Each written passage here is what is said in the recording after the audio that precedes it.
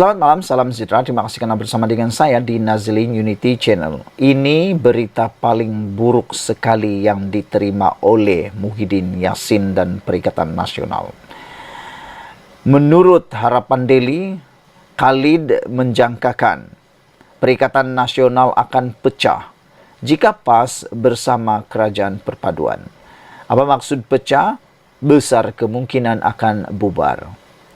Pengarah Komunikasi Amanah Khalid Samad menjangkakan Perikatan Nasional PN akan pecah sekiranya PAS menganggotai Kerajaan Perpaduan pimpinan Datuk Seri Anwar Ibrahim.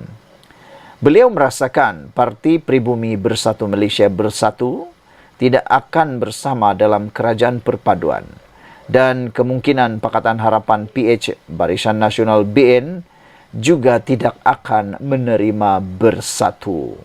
Inilah satu berita paling buruk sekali untuk Parti Bersatu. Akhirnya nanti kalau benar ini berlaku, Parti Bersatu hanya tinggal bergerak sendirian. Dan memang kita tahu, Parti Bersatu tidak akan kuat tanpa adanya PAS bersama dengan mereka. Silap hari bulan nak menang satu kerusi pun akan berkakailah mereka sekakai-kakainya. Kata Khalid lagi, kalau PAS duduk dalam Kerajaan Perpaduan, maknanya Perikatan Nasional pecah. Kerana saya rasa bersatu tidak akan bersama. Dan mungkin Pakatan Harapan Barisan Nasional tidak akan terima bersatu. Tawaran yang Anwar lemparkan itu kepada PAS sahaja dan bukannya bersatu. Mungkin tawaran yang macam perli jugalah. Mungkin bukan sesuatu yang serius, kata beliau. Saya bersetuju dengan apa yang dikatakan oleh Khalid Abdul Samad. Mungkin apa yang disebut oleh Anwar Ibrahim untuk mahu bersedia menjemput atau bersedia menerima PAS, mungkin itu hanya satu tawaran yang memerli semata-mata dan bukanlah sesuatu yang serius. Lagi pula, kita pun tahu Gabungan Barisan Nasional dan UMNO sudah terkena berkali-kali dipatuk ular. Jadi mustahil mereka mahu dipatuk ular di lubang yang sama. Selain itu, Zahid Hamidi pun sudah kata, dia kata akan lebih berhati-hati kerana PAS sudah terkenal dengan tindakan mereka kawin di banyak kolam, kata para penganalisis politik. Kata Khalid lagi, kita pun tidak tahu suasana tawaran itu macam mana dan apa maksud Anwar. Mungkin awak PAS sudah nampak kita ini dah stabil, tak akan jatuh, tak akan tukar kerajaan. Mungkin kamu nak sertai, itu saya tak tahulah, kata beliau lagi. Beliau berkata demikian dalam rancangan bual bicara bertajuk PAS nak bersama Kerajaan Perpaduan di Jom Channel malam tadi. Pada 12 Oktober lalu, Anwar dilapor berkata, PAS masih tidak memberi respon yang jelas mengenai jemputan tersebut.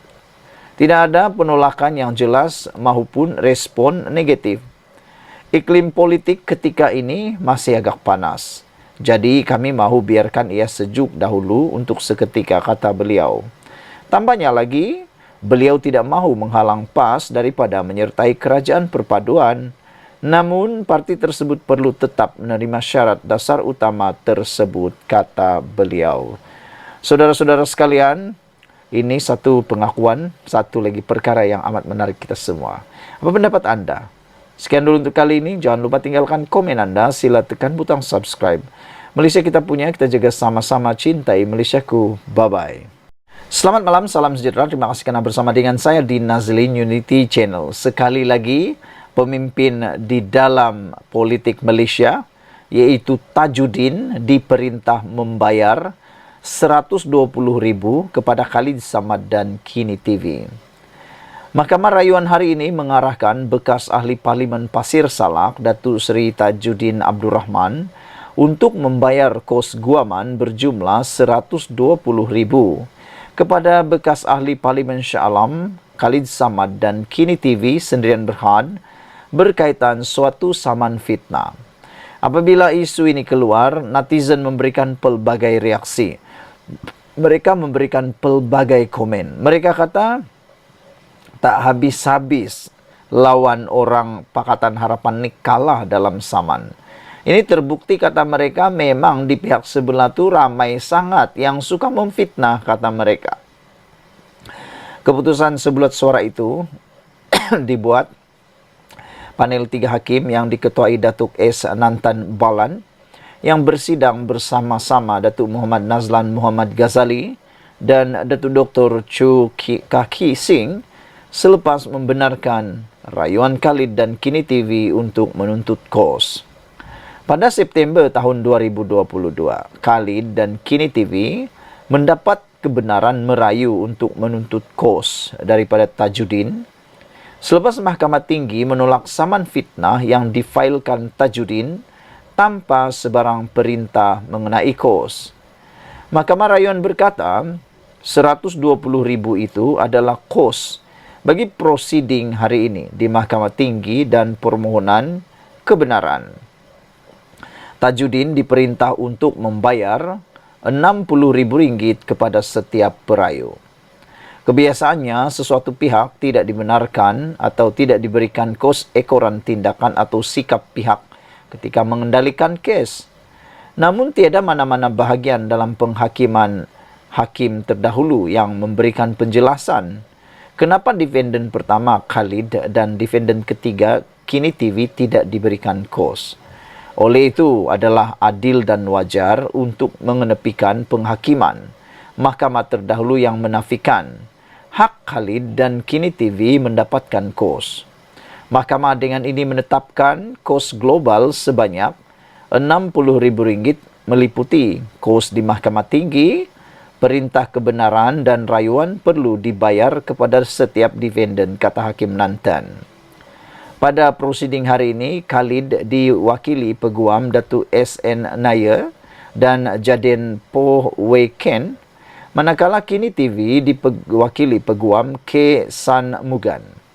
Tajudin diwakili Peguam Datuk Hasnal Rizwa Merikan dan Muzamil Merikan. Pada 26 Oktober 2017, Tajudin memfailkan saman dengan mendakwa Khalid mengeluarkan 2 kenyataan fitnah terhadapnya, termasuk memanggilnya dengan kata kasar ketika mengadakan 2 sidang media di lobi Parlimen, masing-masing 21 dan 24 November 2016. Tajudin mendakwa kenyataan pertama Khalid diterbitkan NST melalui artikel bertajuk Fury over Deputy Ministry Remark pada 22 November 2016 dan kenyataan kedua pula disiarkan di Kini TV pada 24 November tahun sama. Bagaimanapun, Mahkamah Tinggi menolak saman fitnah difailkan Tajudin pada 22 Februari tahun 2022. Saman fitnah itu ditolak tanpa sebarang perintah mengenai kos. Khalid dan Kini TV kemudian membuat rayuan untuk menuntut kos dari Tajudin. NST bagaimanapun tidak merayu untuk menuntut kos. Sekian dulu untuk kali ini. Jangan lupa tinggalkan komen anda. Sila tekan butang subscribe. Malaysia kita punya, kita jaga sama-sama. Cintai Malaysiaku. Kita jumpa lagi. Bye-bye.